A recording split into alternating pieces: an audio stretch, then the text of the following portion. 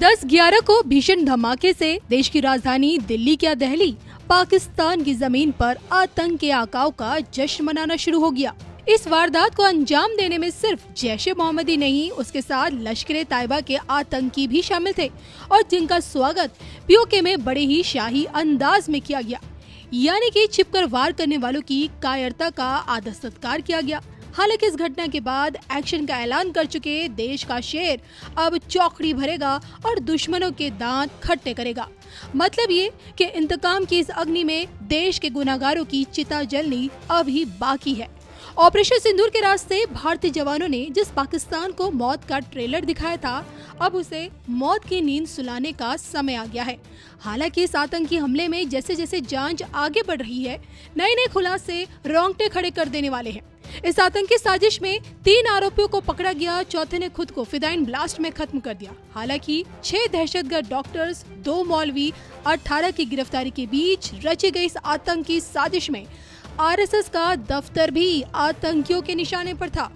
जांच में इस बात का खुलासा हुआ है कि आरएसएस का लखनऊ कार्यालय भी इन्हीं आतंकियों के निशाने पर था, जिसकी रेकी की जा चुकी थी। हालांकि गुजरात एटीएस ने वक्त रहते साजिशकर्ताओं को रंगे हाथ पकड़ा और सीरियल ब्लास्ट से देश को दहलाने की सबसे बड़ी साजिश को नाकाम किया। अब सवाल उठता है कि आतंकियों के निशाने पर आरएसएस ही क्यों? इसके पीछे की वजह है सनातन राष्ट्र के निर्माण में आरएसएस की निर्णायक भूमिका। भारत के पावन धरा पर अपने 100 वर्ष पूर्ण कर चुका आरएसएस यानी कि संघ आज के डेट में एक ऐसा संगठन जिसकी जड़ें दुनिया भर में फैली है। आजादी के समय से लेकर अभी तक संघ ने समाज सेवा, राहत और पुनर्वास कार्यों के माध्यम से देश की हमेशा से निस्वार्थ सेवा की है। देश की संस्कृति, परंपराओं और मूल्यों को बढ़ावा दिया है।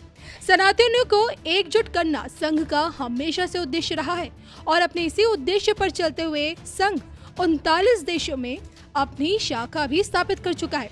156 देशों में फुल एक्टिव है और ऐसा नहीं कि संघ में गैर हिंदुओं का प्रवेश वर्जित है। मुसलमान, ईसाई या किसी भी समुदाय के लोग खुद को संघ से जोड़ सकते हैं।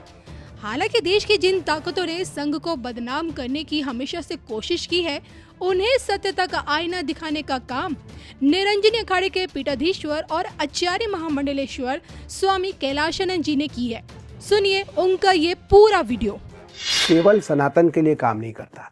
राष्ट्रीय स्वयंसेवक संघ विचार, व्यवहार, कर्तव्य, समर्पण, श्रद्धा और निष्ठा के साथ राष्ट्र का निर्माण करता है।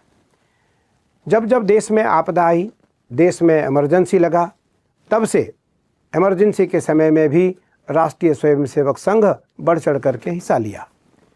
उसके बाद बहुत सारे ऐसे घटनाएं देश में आए। 71 और 67 में जब उड़ीसा में चक्रवात आया, उस समय संघ ने बहुत सारे गांव को, बहुत सारे बच्चों को गोद लेकर के अपनी अहम भूमिका निभाई। जम्मू कश्मीर में जब आतंकवाद से लोग पीड़ित हुए, उस समय 56 बच्चों को संघ से जुड़े एक सेवा भारती संस्था ने गोद लिया 56 बच्चों को, जिसमें लगभग 38 बच्चे मुस्लिम के थे, 19 बच्चे हिंदुओं के थे। राष्ट्रीय स्वयंसेवक संघ कभी इस परंपरा को नहीं जाना, नहीं देखा कि किस जाति का, किस कुल का, किस परंपरा का है। उन्होंने सहाय सेवा की भाव रखी, लेकिन उनके रक्त में, उनके कण कण में राष्ट्र हित व्याप्त है, राष्ट्र सेवा समर्पण व्याप्त है, राष्ट्र धर्म व्याप्त है, राष्ट्र देवो भव की भावना स्थापित है। उसके बाद आप देखें कि उत्तराखंड में त्रासदी आई केदारनाथ की 2013 में। सबसे बड़ी सेवा संघ की रही, राष्ट्रीय स्वयंसेवक संघ की रही। कोरोना का काल अभी 2019-20-21 में रहा। सबसे बड़ी सेवा राष्ट्रीय स्वयंसेवक संघ की रही।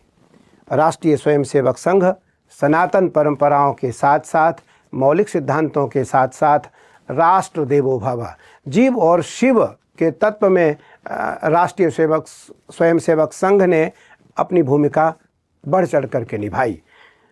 राष्ट्रीय स्वयंसेवक संघ ने सब में शिव को देखा, सब में शिव को देखा, जीव में शिव को देखा।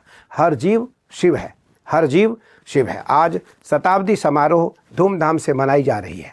मुझे लगता है कि पूरी दुनिया में जितने सनातनी रहते हैं, पूरी दुनिया में जितने सनातनी रहते हैं, वो सभी सनातनी आज आरएसएस अर्थात राष्ट्रीय स्वयंसेवक संघ की प्रशंसा कर रही है, प्रशंसा कर रहा है। क्यों प्रशंसा कर रहा है?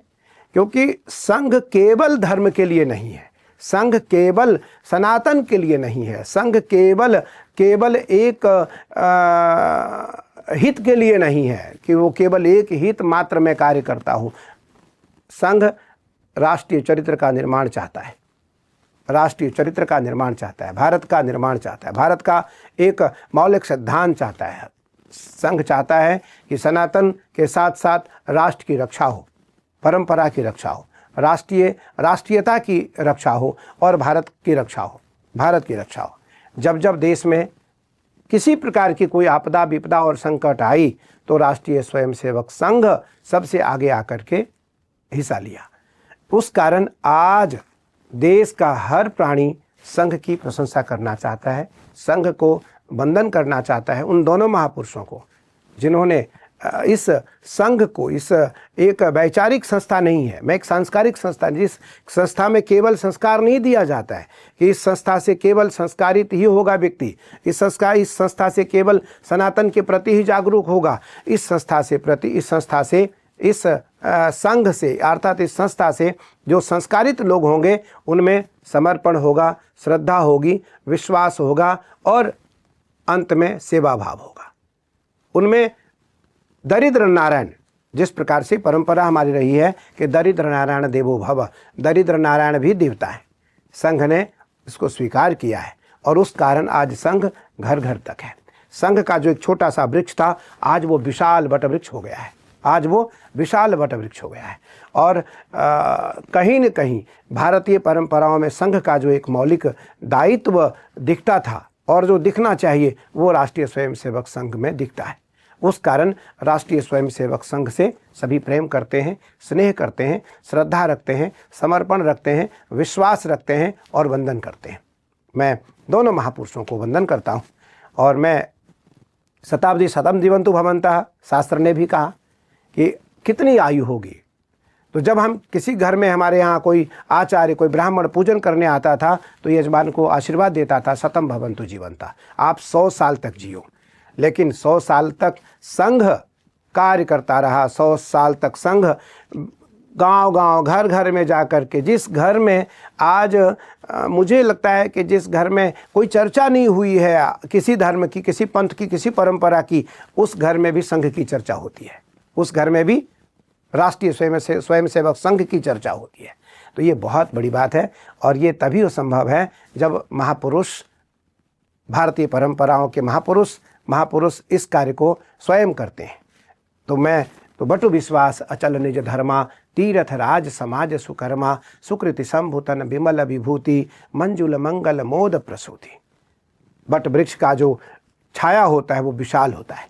आज राष्ट्रीय स्वयंसेवक संघ एक विशाल बट वृक्ष का रूप ले लिया है और आने वाला समय घर घर में संघ होगा, आने वाला समय हर घर घर में एक संघ का कार्यकर्ता होगा।